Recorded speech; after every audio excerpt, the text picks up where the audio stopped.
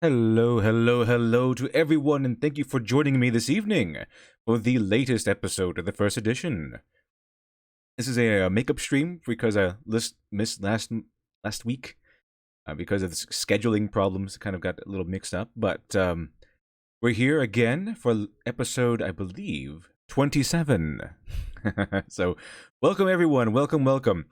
Today we're going to be talking about because of this month, the month of November, is that time when all fledgling writers or professional writers do the writing challenge, where you have to write an entire novel in 1 month. So, I think the most appropriate topic to talk about for a month like this would be to talk about subverting expectations, because there's a huge difference between what the professionals think, or these modern day professionals think, is subverting expectations, and what actually subverting expectations mean. So, having said that, let's go ahead and get started, shall we?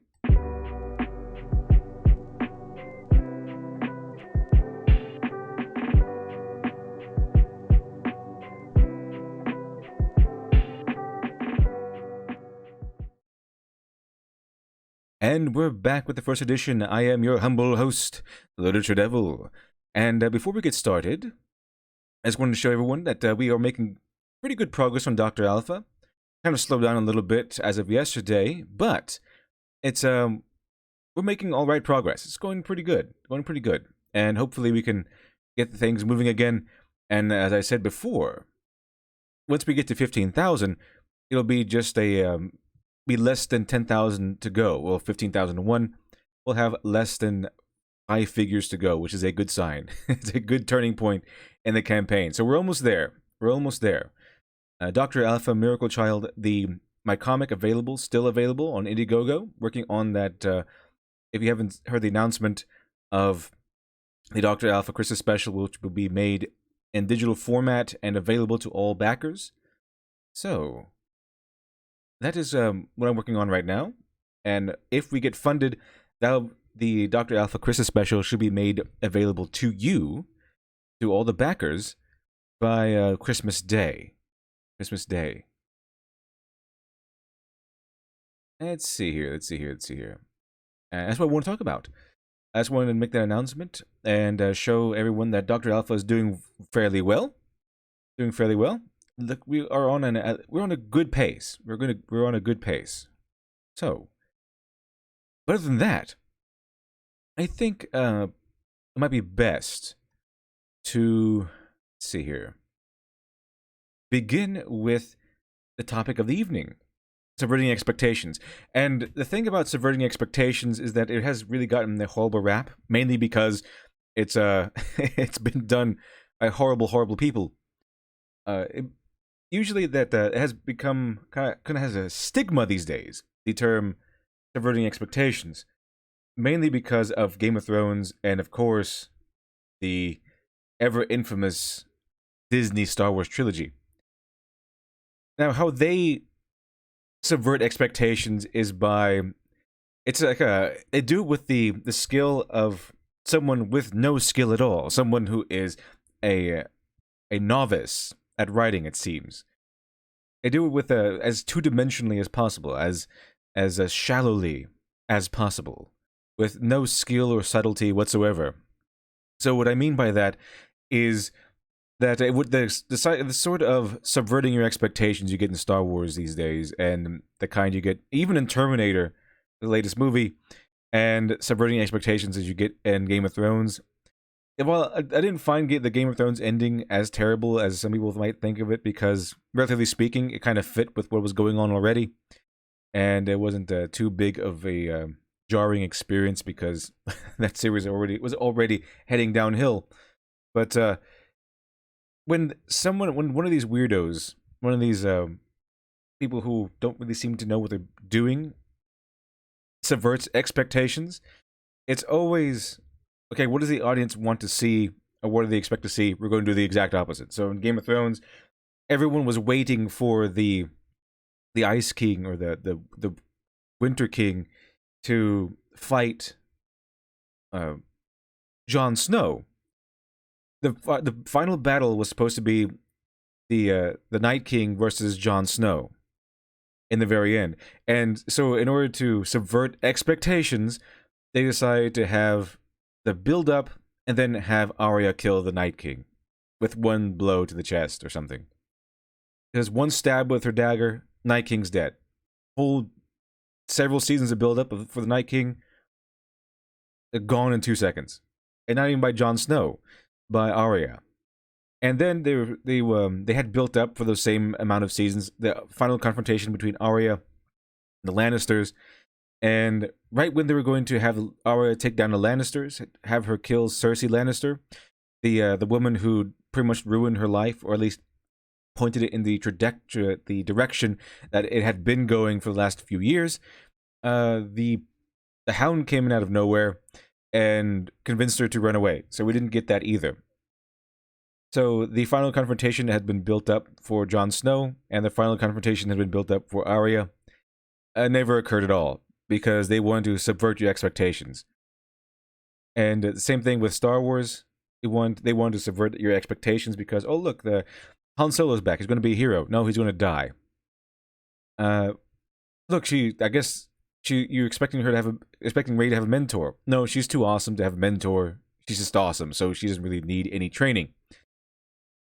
Terminator. Oh, yeah, I guess, hey, all you Terminator fans, you weren't expecting John Connor to die right at the beginning of the movie, were you? But with the clearest example right now is Game of Thrones, and because mainly Game of Thrones had set up, the series as a whole had set up the final confrontation between Jon Snow and the Night King. Now, it's you can subvert expectations in a correct way. These are called twists, and they've always been done like twists. For example, one of the most famous twists of all time, in at least cinematic history, was The Sixth Sense, where what's his name? Bruce Willis's character had been dead the entire time.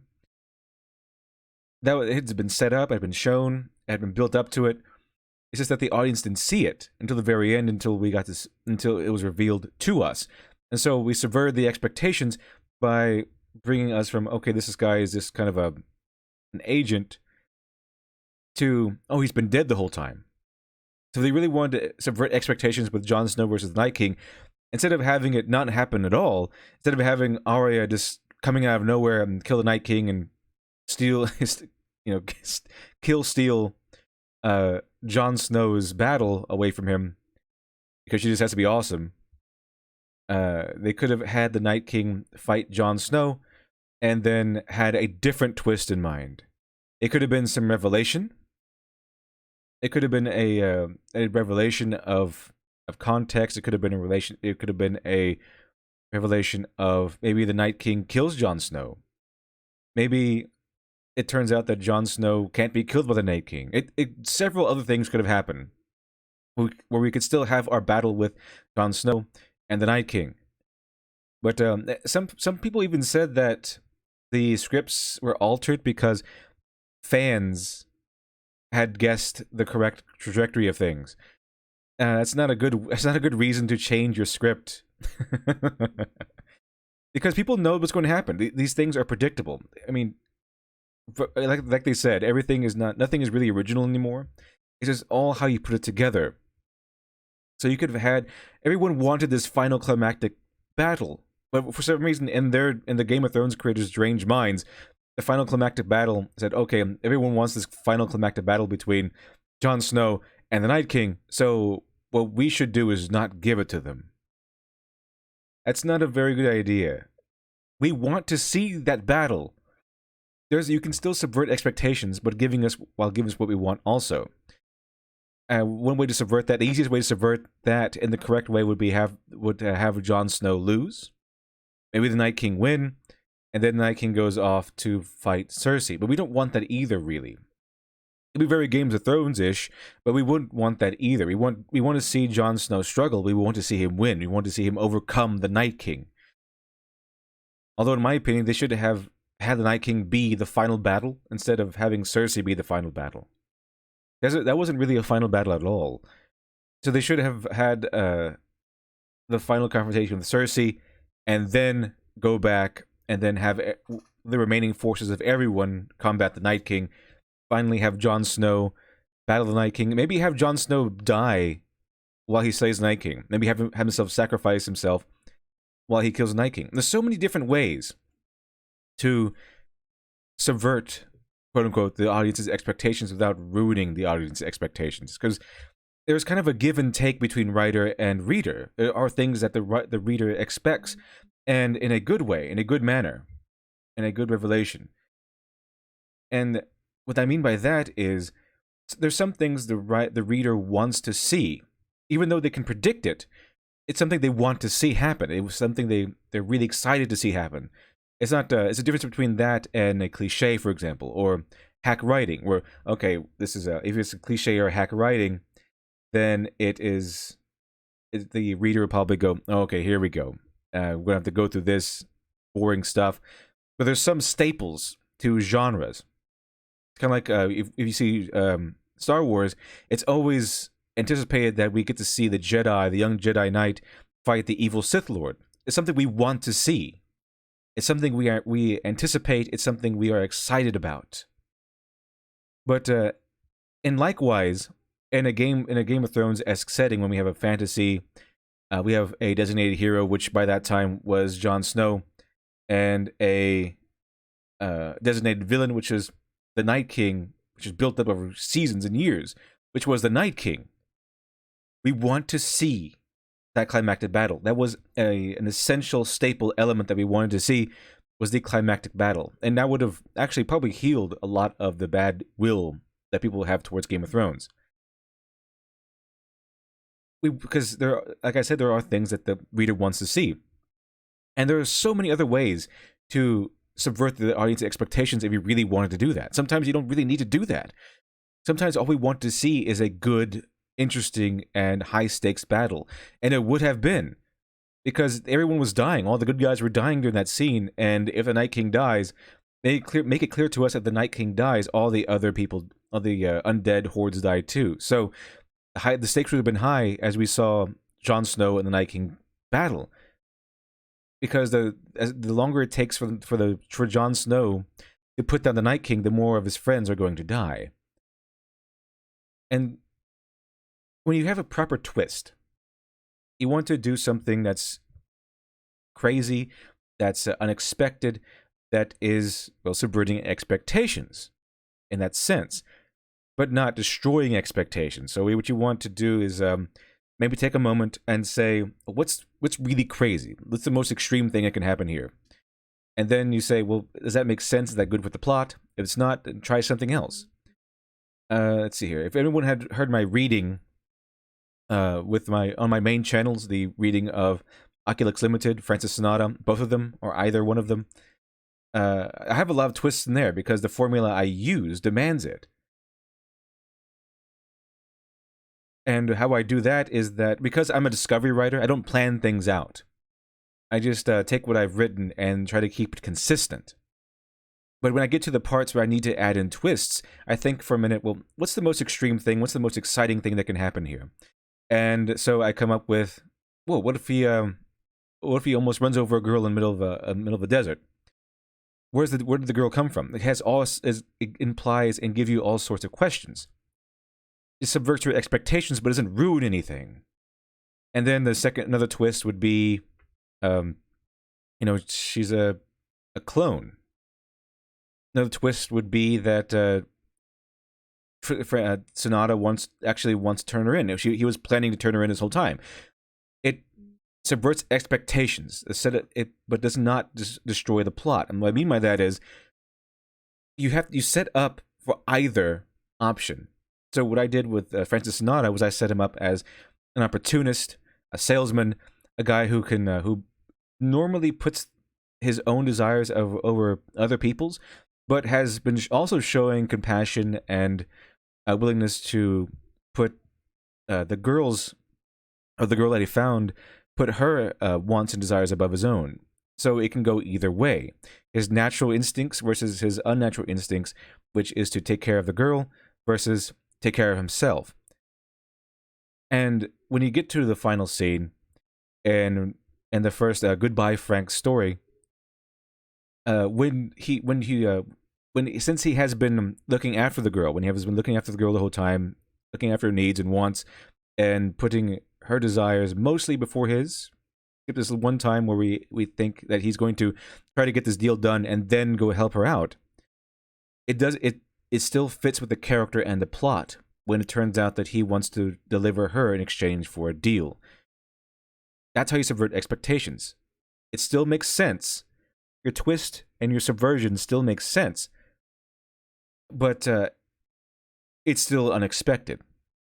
So go to 24, because I know the series 24 with Jack Bauer, he subverted my expectations a lot in the correct way, because he's such an honorable man most of the time. He's a very honorable, very patriotic, and he's loyal to his friends. He's loyal to pretty much anyone who helps him out. He's a very good guy. He's, in fact, from episode 1, Jack Bauer is painted as the incorruptible agent. So, but he's also displaying, he also can display bouts of ruthlessness if the things are done correctly. If the situation is correct, if the situation pushes him to it, then Jack Bauer will not hesitate to commit acts of ruthlessness. And so when we get to little moral quandaries, moral conundrums, where maybe he has a friend who is acting against the better interest of everyone else, you could subvert expectations by having Jack Bauer kill that friend outright, because that actually does happen in one of the series. He kills a friend to save an enemy, so the mission can be saved. So you subvert expectations during that scene, but it doesn't go against the plot, doesn't ruin the logical course, because during that scene, Jack Bauer can reasonably and characteristically make two decisions. One would be to talk his friend down, or to shoot his friend. Both are believable. It's just that we weren't expecting him to do that, because Jack Bauer, although capable of unbelievable acts of ruthlessness, has been shown to be honorable and loyal to his friends. So we can see that while he is loyal to his friends, he's also loyal to the mission. And when he does shoot a friend to save an enemy, to save the mission, it makes sense, but it's unexpected. So let's see if that makes sense to people. Flying 2028. So does anyone feel like people are idiots who didn't pass, hey, my water bottle is tight when frozen versus my water bottle when not frozen examination? Florida won't go under because that isn't how science works, and people say it is. How much YouTube recommend that stupidity to me? Well, YouTube is YouTube. YouTube is YouTube. It's crazy stuff. Let's see here. Let's see, SD Ravana. Remember that Bran, also known as Three-Eyed Raven, rules 7 kingdoms. Yeah, that was another big subversion of expectations. That's one reason why these modern versions of subversion of expectations kind of fail. It's because they're not really working with what works the plot and what is unexpected. It's what's the craziest thing we can do? What is absolutely ridiculous for something to happen, and then they go there. It's versus, ridiculous versus unexpected, and they usually go with ridiculous because they think they're the same thing. So they go with what's ridiculous? What's something that they would never expect because it's too dumb to actually happen? Oh, I know. Bran will be king of the 7 kingdoms. I don't know. Even the actor didn't believe it. Board enthusiast. So basically, twists are creative and challenging. Subverting expectations, oftentimes wacky, random, while vapid. Yeah, something like that. But there's a difference here. It has to be. It's a creative challenge to put in a twist whenever you want to, whenever it calls for it. If you're using a formula that calls for twists, but you have to be careful that the twist makes sense with the established story you have so far. It makes sense narratively speaking, plot-wise and character-wise. But as long as it follows all those rules, it can be as crazy as you want.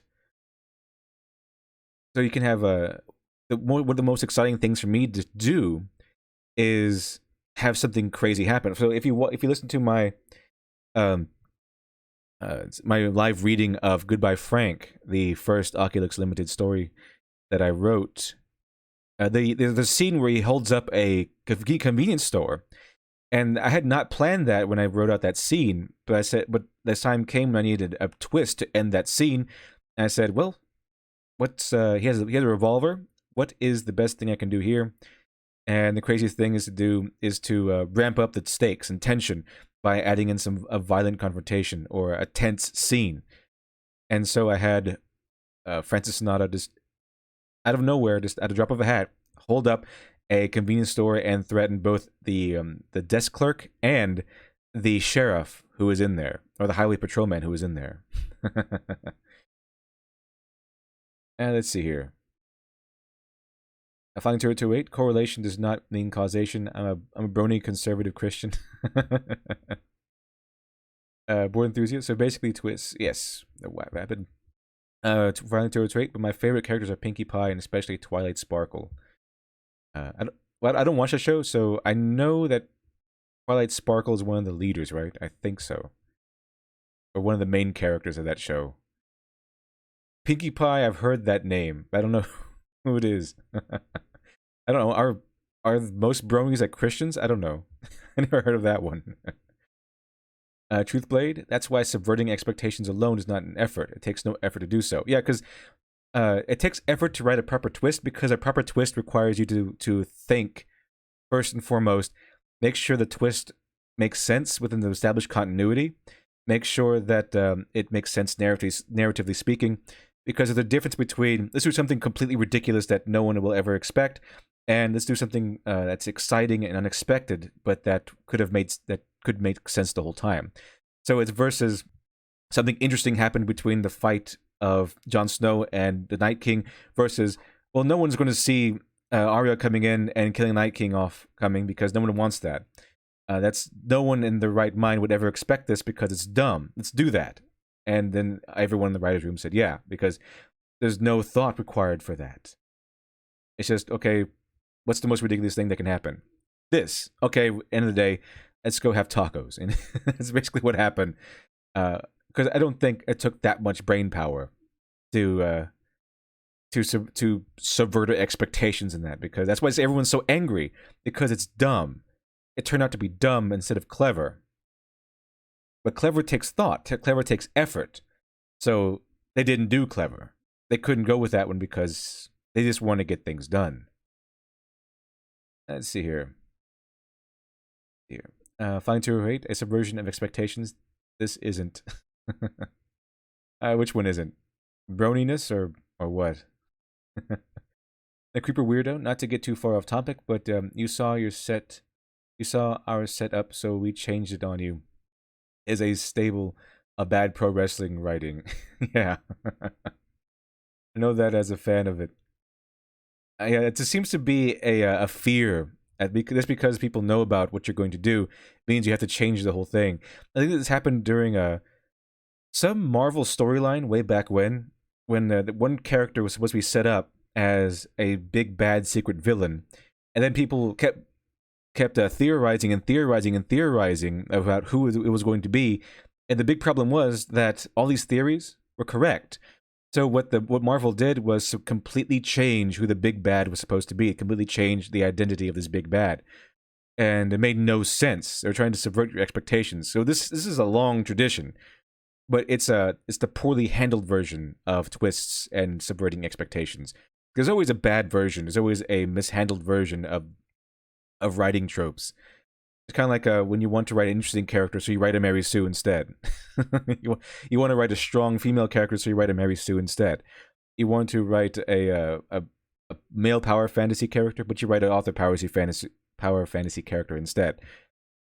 It happens all the time. You want to write a clever political intrigue story, but you just fill it with assassins and nothing makes sense. You just go from one thing to another because political intrigue kind of has to have established rules, established factions, motivation. It takes a lot of thought and context to create an interesting, workable political intrigue story, like Game of Thrones. That's why Game of Thrones began really good, because it was written really, really well. But then it kind of degenerated as it fell out of George R. R. Martin's hands and into the hands of some inept weirdos. Let's see here. Let's see here. Let's see here. Let's see here. Let's see. Creeper Weirdo. Also, we can't do what we want to now. Now it's a joke. It's another bad form of writing. Yeah, I mean, if you plan things out, even if the reader knows what's going to happen, even if the reader has expected what's going to happen, or theorized what's going to happen, it's too late. Still go through with it. It's not, because it's not about the actual events. It's the subtleties. It's the characters that we want to see play out. We want to see what actually happens. So even though we can predict, maybe even seasons before, that the Night King is going to be Jon Snow's enemy, still do it. Still have Jon Snow fight the Night King. We don't need to have our expectations subverted. It's not what it's all about. We want something interesting, and just because it subverts our expectations doesn't mean it's going to be interesting, and just because we predicted it doesn't mean it's going to be boring. It's all about how you deliver it. That's why tropes exist. That's why cliche exists, because people expect things and want things. Let's see here. Flying turret 8, and then you end up shoved into the left's media. Good thing I hooked myself into the right media. The right. It's always good to hook yourself into the correct media. I'll say that. As Trinity, there are too many plot twists nowadays. It gives me a headache, and it makes me not want to watch another movie from current era. Oh yeah, because the plot twist went from just a necessity in modern media, like a TV shows and movies, to kind of a fad. We need to have, what I mean by that is, somewhere in the writer's staff, someone says, we need to have a back-breaking plot twist.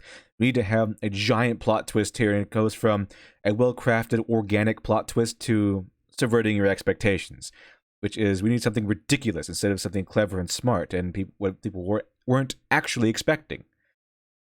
It's a difference between, oh, I didn't really catch that, he hit it so well, and I didn't expect that because that's dumb. Fine to it. I must say, though, that some things a boy and band, as I said, agree with. They're regarding things that I already had opinions on, like how electronic music needs to be as respected as other genres. Yeah, I mean, if it's good, it's good.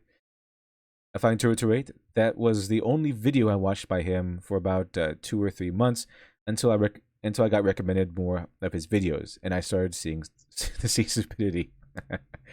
I mean, even far leftist weirdos, they can produce good videos every once in a while. Usually, if they stay away from politics, then their videos can be pretty good sometimes. The Bored Enthusiast, have you ever seen that meme where the writer is trying to establish the two characters by saying, hey sis, hey bro? I haven't seen that meme yet. I haven't seen that meme. Find 2028, or just have the mother call him up. Oh, it's here. Find 2028. Also, I apologize for mentioning it, but in elaboration for you, Twilight was the smart leader, Pinkie Pie. Think Q? From Star Trek? Is Pinkie Pie an omnipotent god? Rainbow Dash Lancer, 20% cooler. 10 seconds flat. Okay. Or just have the mother call them up and inform them a party of where siblings will be there. That would be a good way of establishing siblings, like with Ugga Hater or I Love Him. And the direct method. I think the Lee Child kind of does that sometimes, but it's more like a narrative sense where he just tells you things sometimes because you need to know them, rather than beat around the bush and kind of poetically describe things to you. Sometimes he just hits you with what you need to know, and then save the poetics for character interaction. Let's see, the Bored Enthusiast. Do you watch the Bad Writing Advice channel? Yes, I do. Yeah, I think does he have like a merch all about the love triangle? That's one of his memes that he has going on. But he's Bad Writing Advice is a very funny channel. Very interesting channel.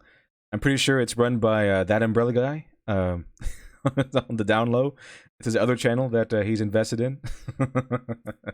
Because this sounds very similar. I think they're both from the same area. Flying 028. What I did was tie myself into a conservative harness in climbing terms, anyways, and delve into the caves of the left. It's really messy in there. Oh, I would imagine so. Very odd place to be. And NCK, writers who really want to keep viewers from guessing how a story would end by changing the story really disrespects their ability to write stories. It's exactly right, actually. Because the viewers will often guess, especially if you've written something so interesting that people kind of obsess over it, like Star Wars or Game of Thrones, where people just in the downtime between series or episodes, people like to get together and theorize. I mean, it's not going to be that difficult for the writer, for the audience to come up with interesting things. They might come up with things you've thought of. They might come up with things even better than you thought of. And if I were on the Game of Thrones writing staff, I would be listening to these people and say, okay, we need to change things because this is way better. This theory that these fans have come up with is way better than what we had in mind. So let's change things to meet it, rather than, okay, they thought up this theory, we need to change it so that it's different. That's really constraining for you, because in essence, you're kind of competing against thousands, if not millions of minds, and millions of minds put together to form the best and most intriguing endings. Then you have to then discount the most intriguing and interesting endings, because all these people are getting together to theorize and guess what's going to happen based off of the evidence that's in your show. So if your goal is to subvert expectations by delivering to us something that no one could have possibly predicted, and all these people were predicting all the best stuff and have already predicted all the best stuff, then you are left with all the mediocre stuff, because everyone has predicted all the good stuff already. And that's what we got with Game of Thrones. That's what we got with Star Wars. That's what we got with every time they tried to, quote unquote, subvert your expectations. And so that's why it's a failing strategy. It can be nothing more than a failing strategy. Let's see. The Eilish Trinity, it's an annoying fad, and they need to pay me $7 for that beating. Yeah, that is a pretty terrible fad. Let's see. I'm pretty sure I have the most extreme views on writers nowadays who use the term subvert your expectations. I mean, they should be taken out to the chemical sheds and V for Vendetta. Just burn them at the stake. These people have no business writing for any franchise whatsoever, because they're going to ruin it. It's like they did with Game of Thrones. Game of Thrones was amazing until they started to all the story, the trajectory of the plot and everything, and the characterization and everything fell solely into the hands of these weirdos who have no idea what they're doing, apparently. Let's see here. Manira-chan, I love the movie The Sixth Sense. I love it how if you were paying attention, you can figure Bruce Willis was dead all along, but it's subtle enough where you might not catch it. Sorry if I spoiled it. No, it's all right.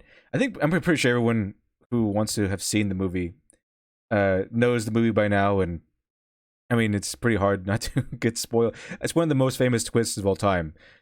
So I'm pretty sure most people know about it, and it won't come as too much of a predicament if you haven't known about it or haven't seen it. You probably know about it if you haven't seen it also. But yeah, that's how a good twist works. It's kind of the detective story, right? If a detective story, a good, well-written detective story will have all the clues that the writer needs to figure out the mystery by the end, because one of the major things, some of the fun, one of the major elements of reading a detective story is having fun trying to compete with the detective. So while the detective gathers clues, you are also gathering clues, and both you and the detective are trying to make certain connections. So in that case, it probably will be possible to make connections as or before the detective does. That's a major part of the fun of reading one of those works. But that only takes place in really good detective stories. And cheap detective stories, they like to cheat a little bit, is that they will hide things from you. They will deny the reader knowledge just so that you cannot predict the ending or the actual perpetrator of the crime before the detective can. And it's the same situation here. A good twist will be set up, the clues to this twist will be set up during the story so that if you are paying attention as a viewer or a reader, you'll be able to probably guess the twist by the end.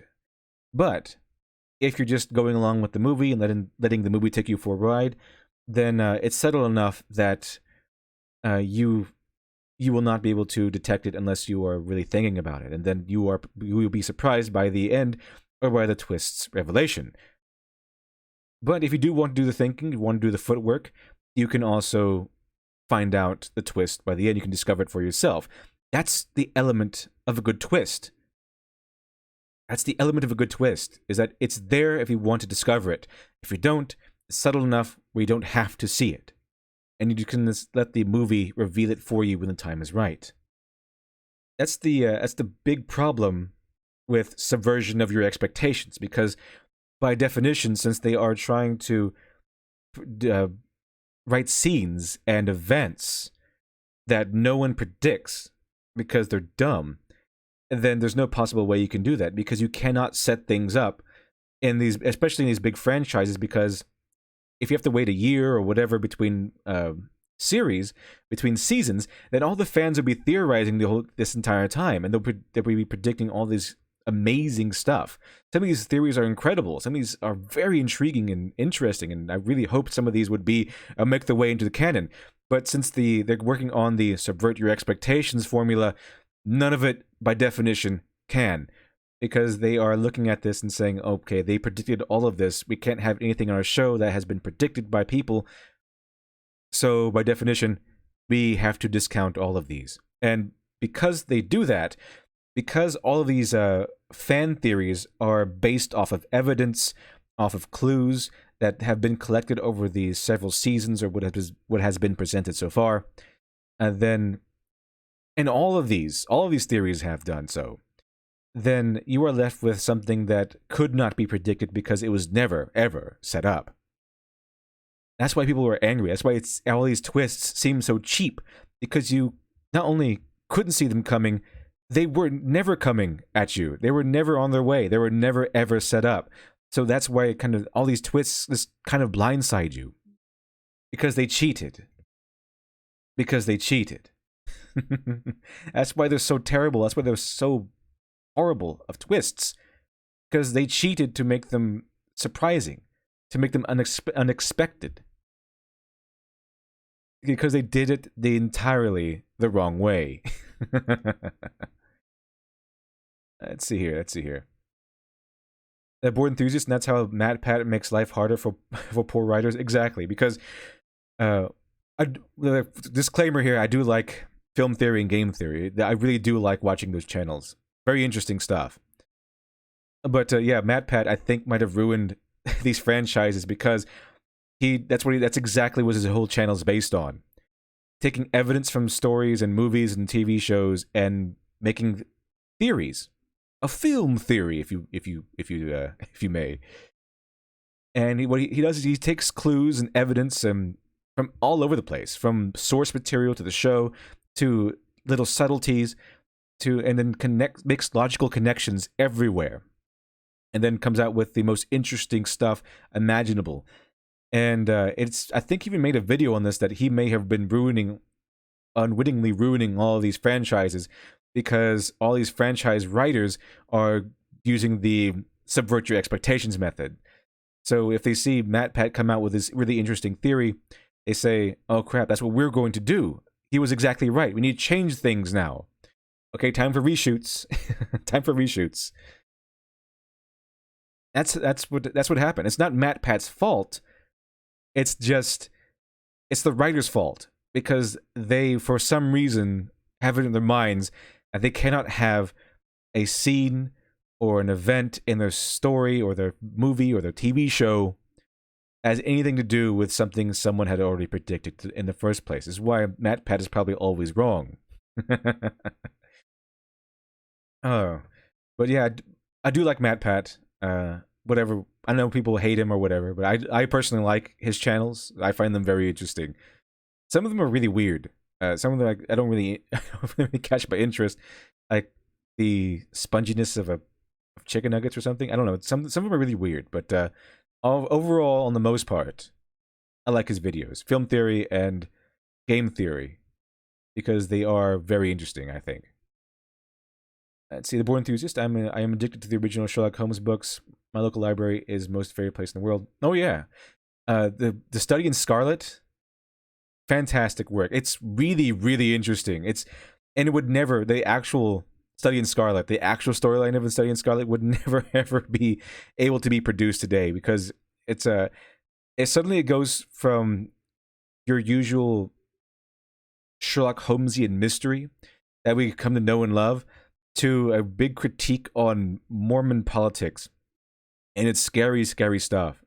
Mormons, yeah, you would never think that this Mormons were scary, scary people, but apparently they were at one time, and it's really interesting stuff. So, yeah, I would suggest that anyone read The Study in Scarlet, the very first Sherlock Holmesian novel. It also shows you why Sherlock Holmes is not a Mary Sue, because in his earlier incarnations, his earliest incarnations, he is very good at being a detective, just not so much at being anything else. This is one skill, is being a detective. He's really good at it, but he's not really good at anything else. So what I mean by that is that Sherlock Holmes is actually introduced by his flaws, because no one else wants to be his apartment mate, his flatmate, because he's so eccentric and weird that he's not really. No one can really live with him, especially. So it takes a special someone like John Watson, to really appreciate Sherlock Holmes, because John Watson is also kind of weird himself. He's kind of he's a homebody. He and basically, as weird as it is to say, if anyone knows the trope of manic pixie dream girl, Sherlock Holmes is basically the manic pixie dream girl for John Watson. And you have to, it's really odd to say, but that's exactly what happens in Study in Scarlet. They're not gay, okay? They're not gay for one another, but the function of a manic pixie dream girl is basically to spark and breathe life into the mundane life of the male character. And John Watson basically has this mundane, sad, lonely life, and because after he kind of came home from the war, he was kind of a homebody. He didn't really want to talk to anybody, and he decided to. But he really got intrigued with Sherlock Holmes, and so Sherlock Holmes just brings him on to this adventure, and suddenly John Watson has purpose in his life again. So, what manic pixie dream girls tend to do with their male counterparts or with their male subjects, Sherlock Holmes kind of did for John Watson. It's really interesting. Oh. Let's see here. Flying 208. This withstands twin brother, if you remember. Oh, Brown Gaijin, thanks for the 2. I didn't even know this channel is monetized. Oh, but thanks for letting me know. That explains the Great Mouse Detective pillow bit. Oh, the Great Mouse Detective is also really good. I think what's his name? Basil of Baker Street. And he lives below. He lives below the house of. He lives below Sherlock Holmes. So they both play violin. It's fantastic. Very good movie. Love Radigan. Very very good villain. Let's see here. I was reading this. But yeah, Great Mouse Detective. Excellent stuff. And yeah, there is some, I guess you could say there's some homoeroticism between Sherlock Holmes and John Watson. I guess you could say that. Technically, that's how the relationship kind of develops.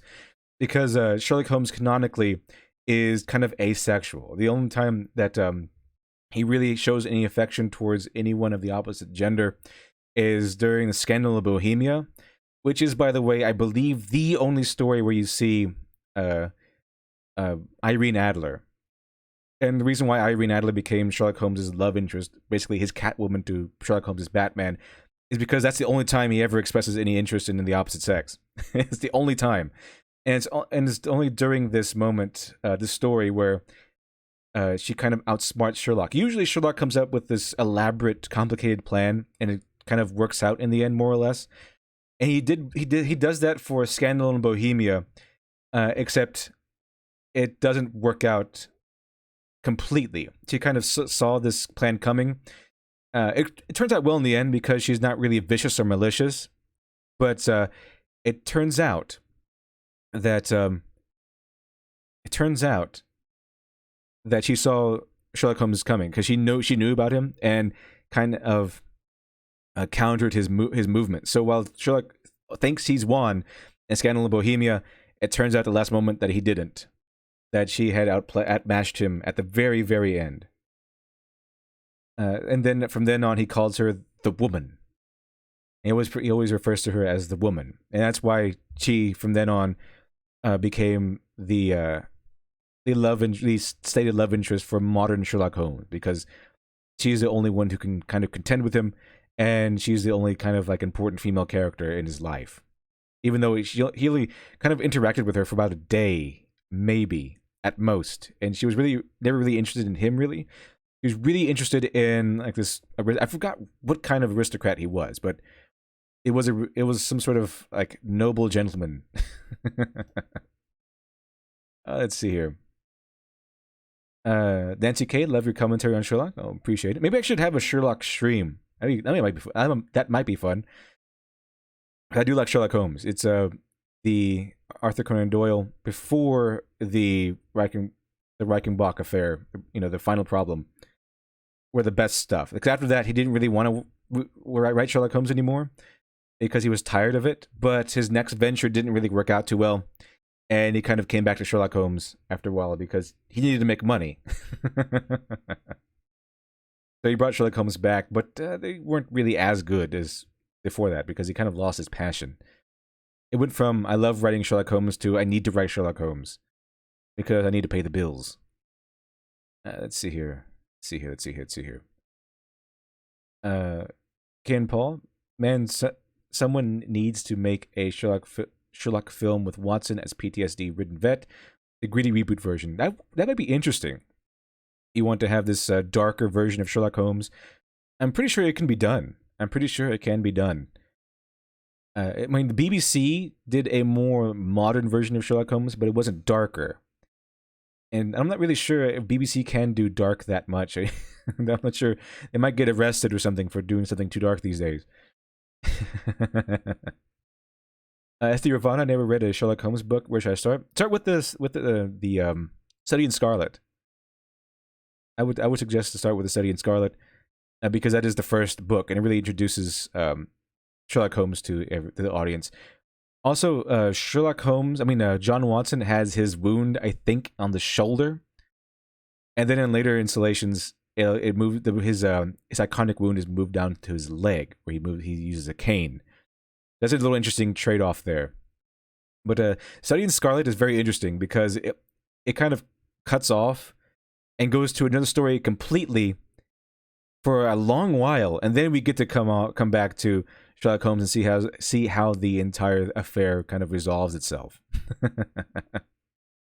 But the Study in Scarlet is also really good with subverting your expectations, and it's also really good with setting up everything properly.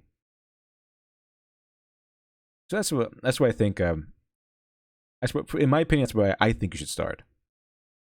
The Board Enthusiast, did you know that Arthur Conan Doyle got sick of writing Sherlock and killed him off? Yes. Audience were not pleased, which made him bring back Sherlock and write more books. Yeah, people were wearing black. Like, people were wearing black as if they were mourning him. Like a real life person died when they killed him off. But Arthur Conan Doyle didn't want to write him anymore because it went from I want to write Sherlock Holmes to people were making me write Sherlock. It's kind of like the Kojima effect. Like, Kojima was really passionate about writing Metal Gear and Metal Gear Solid, And then, but it got too popular, and people wanted him to continue with the installations, and he kind of became enslaved to the series, where the only thing he was allowed to make were more installations of Metal Gear and Metal Gear Solid. And I think he even pleaded to his fans, like they said, please, please, if you want me to make other games, please stop buying them or something like that. So, so it's that curse of popularity that you as a creator make something so popular that people want to buy it. They want to continue buying it and are hungering, thirsting for the next installation. But you're tired as a creator of making more stories for that universe. You want to move to something else. So that happened to Kojima. This as it happened with Arthur Doyle. Arthur Conan Doyle. So yeah, that's how that happened. But if you look at the Sherlock Holmes books, like the very first few, it's a good study in how to properly subvert expectations, because it gives you more context. It gives you a proper setup in most of these things. Because the Red-Headed League was really interesting. It was really short, and was shorter than most of his works, like most of the novels. But it was very interesting, very well planned. And when it's kind of everything, it's kind of like you see everything build up, and when Sherlock Holmes kind of explains everything at the end, and you can see everything tied up, like, oh, okay, so you get to see everything in a new light. Like, okay, so that was that. That's why this happened. That's why this happened. That's how that happened. Because Arthur Conan Doyle actually gives you the clues that you need to use in order to figure out what happened in the mystery. It's just that it's not so easy to piece them together on your own. Sherlock tends to explain things to you, but as Lee Child said, he when he has Jack Reacher describe someone, it's him writing it, so of course Jack Reacher is going to be correct. When Sherlock Holmes is evaluating someone, it's Arthur Conan Doyle writing it, so Sherlock is going to be correct 100%, unless it's plot relevant that he'd be wrong. But in real life, it's going to be, you evaluate someone with your expert skills, and you'll probably be 50% right. So it's not about being perfect, because the detective in the story has an advantage of being written by the same guy who created the mysteries. But your expectations are properly subverted, if you want to use that term, because everything is set up. The clues are there, and when the twists and turns are finally revealed by the end, it all makes sense. It makes sense characteristically, it makes sense narratively, and it does not crush anything. And best of all, if it being a proper twist, it doesn't. If you can see the logical train, how you came from one thing to another, one thing to the very end, and that's why it's such a big deal when these weirdo people who obviously don't know what they're doing takes the reins of a popular franchise like Star Wars or Game of Thrones and uses the subvert your expectations formula and looks at all these theories and then goes with something that no one else could have predicted because there's no setup for it. Is that what you do? You're kind of by the end of things, if you're on season 7, it's the last season, you're bound to what you've already set up. You can't just go off into some other thing entirely because you want to, because you feel like you have to do something unexpected. Let's see.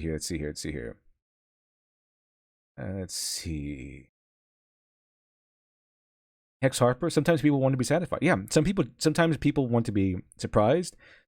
Sometimes people, in certain instances, like I mentioned, they just want to be satisfied. They want to see the things that they expect. Sometimes they want to see the hero fight the villain. They want to see the villain be destroyed.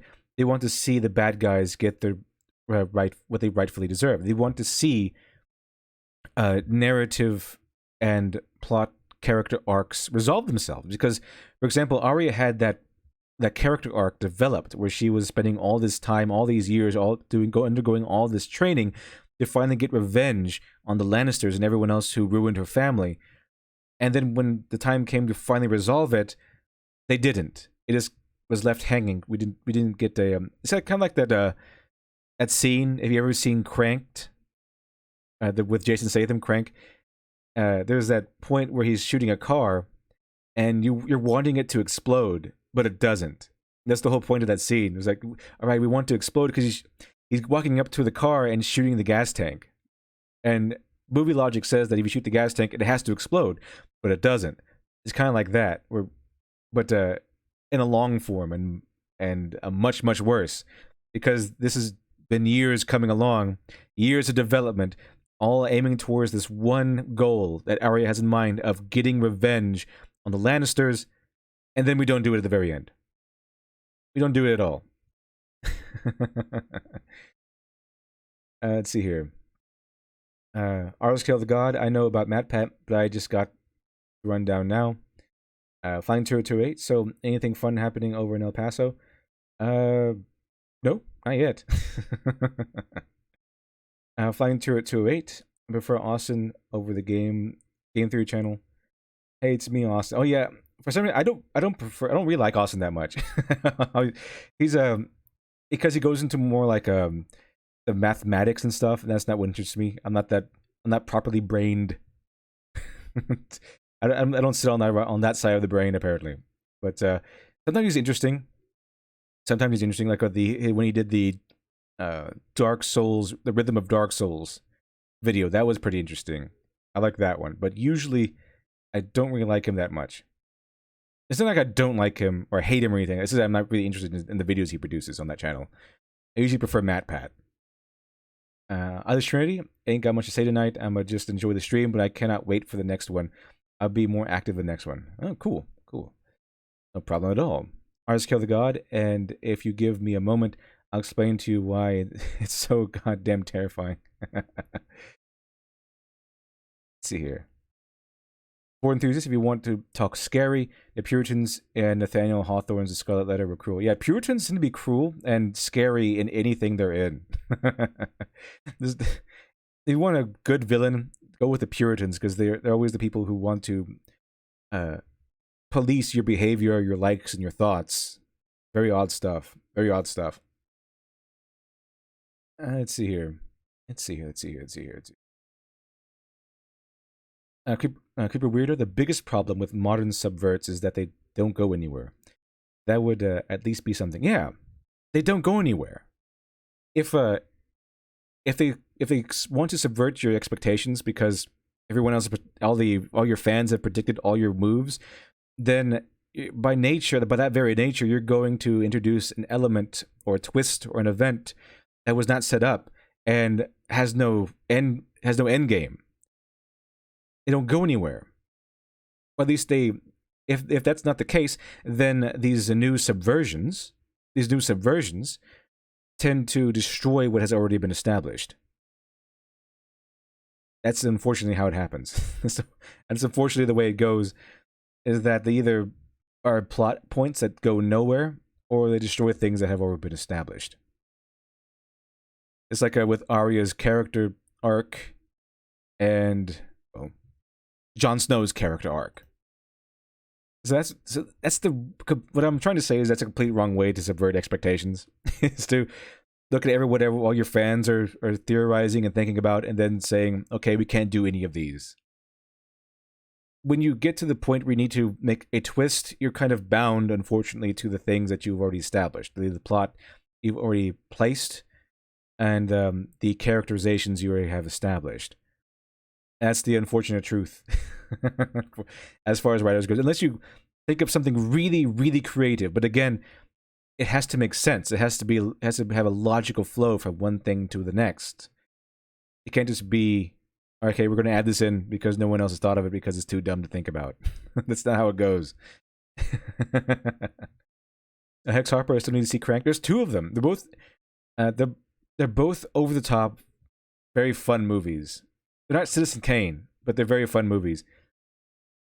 And it's probably some of Jason Statham's best work. I mean, it's where you probably movies you want to have popcorn and a strong drink or something. Let's see here. War Enthusiast. So let's see here. I'll be looking forward to more literature talks. I kind of struggled to keep up with political drama, so it's personally not my cup of tea. Yeah, that's why I'm trying to stray away from the actual political stuff. For at least for this one, I'm going to see dedicate this one, the first edition, to more just writing talk and talking about books and things, where the malicious nonsense is more of the malicious nonsense stuff. So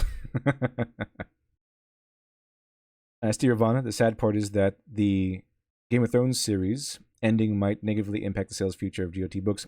Yeah, I think it might, or it might have the opposite effect too. If they say, okay, so the series ended horribly. Hopefully, let's see what good old George R. R. Martin has in store for us, and see if we can do any better. Which, I mean, it won't take that much effort to be better than that.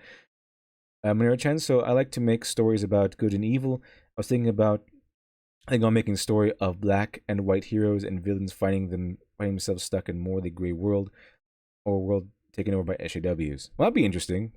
So you have evil people trying to be evil, but it's kind of like a topsy-turvy world, because now evil is good and good is evil in the world of an SJW. And then good people trying to be good, but in order to be good, you have to fit in with the SJWs, and SJWs are evil. And so that in order to be good, they have to be evil. So that'd be kind of an interesting moral quandary to go over. Very interesting. That'd be an interesting thing to go over. Let's see here.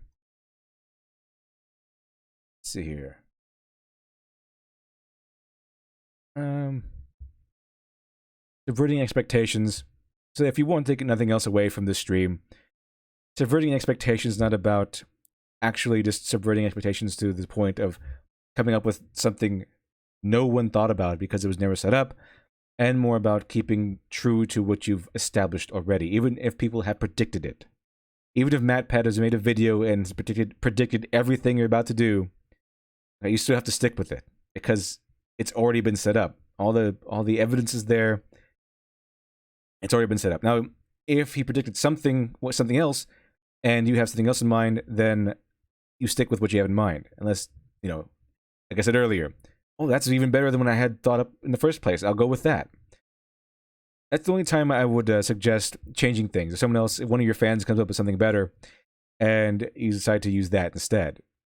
Because it's not about subverting expectations, because that's only a momentary thing. Because after it's done, then it's done. You've already delivered the twist. If someone wants to go back and watch it, people already know. It's kind of like a momentary thing. So it's more of a pop twist than something with substance. So even if someone can predict your twist, as long as it is a good twist, it has substance behind it, it won't really matter if they predict it or not, because it's still delicious and good. It's ripe, delicious, juicy twist. Hex Harper, then the big SJW villain just vomits bees during the climax. They all go to Taco Bell. Whatever you want to have your SJW villain do, that's pretty much what they can do, because they are weird creatures. I'm pretty sure they're actually like lizard people in disguise, why they can't really human that well. Let's see here.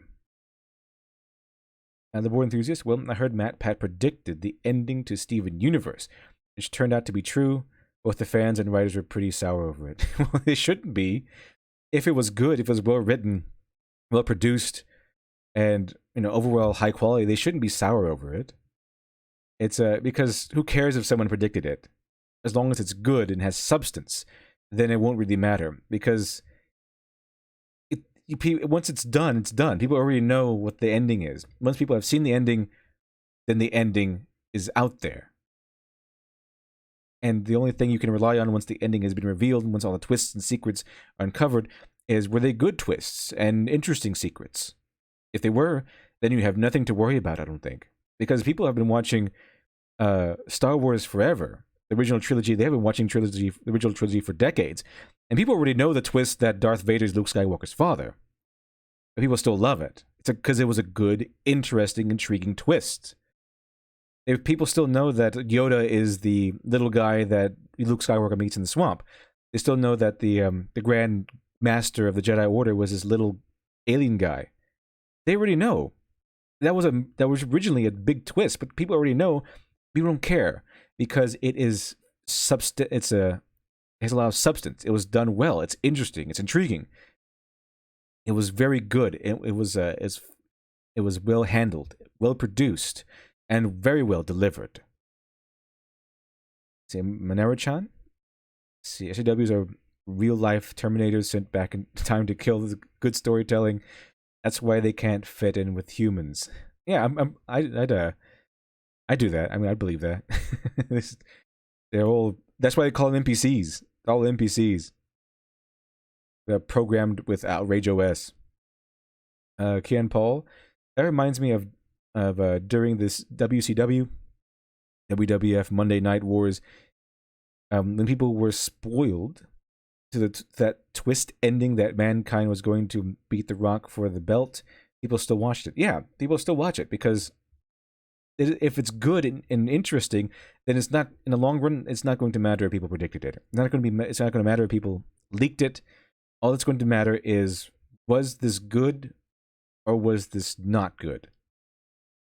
And then if it was good, then people will say, hey, just check this out. Do you remember that match when remember that one match when what was it?